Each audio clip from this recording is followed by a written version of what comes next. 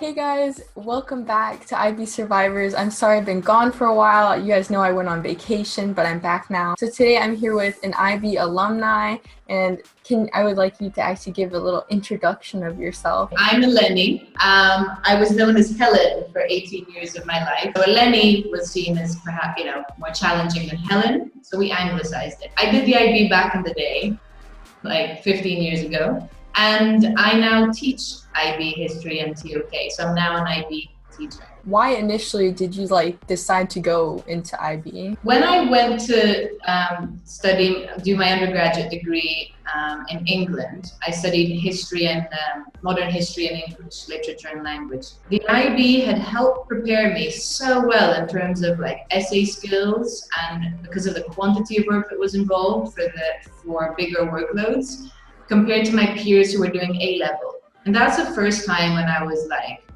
wow. And I was speaking to other IB diploma graduates as well, who had a similar, we were noticing a similar pattern. And generally, even things like speaking up in seminars where there might be 5 or 10 people, peers who'd done A-levels were shy or not so confident. So do you think college is easier than IB, or you were just more well prepared than other students that didn't go through IB? I think that there's quite a lot of overlap in terms of your first year of university, of college, and the final year of IB, like what you actually need to do to get a 6, for example. When you're working in the 5-6 range, like above a 4, you really get a lot out of how prepared you are for college. If you do the IB more in terms of just trying to pass, I don't know how far it would be helpful. Yeah. As long as you're trying to really push yourself to do better and better each time on each assignment, you benefit. But if it's just kind of not really taking very seriously and doing it, I don't know if you get as much value out of it, like anything.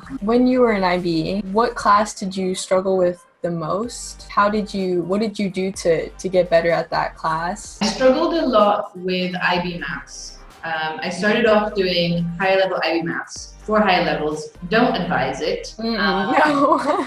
No, that was a mistake. Physics. I did standard level physics, which again, for me, I had to really, I see patterns in words, I see patterns in language a lot easier in terms of the way my brain works. But when it came to seeing the patterns and understanding the concepts of physics, that was definitely something that I found harder. So for math, I'm really curious because I know a lot of people like myself who aren't good at math, but other students, when I always say oh, I'm studying for math, they're like, how can you study for math? So how did you do that? Other people would study by practicing past paper questions and actually practicing questions. That didn't work for me. I needed to literally go through all of my notes. I'd make detailed notes in class and I'd go through all of the notes. I'd read through the book. I needed to spend time understanding the concepts, how to apply them, the model answer. So a lot of it was just going back to understand what was going on rather than practicing.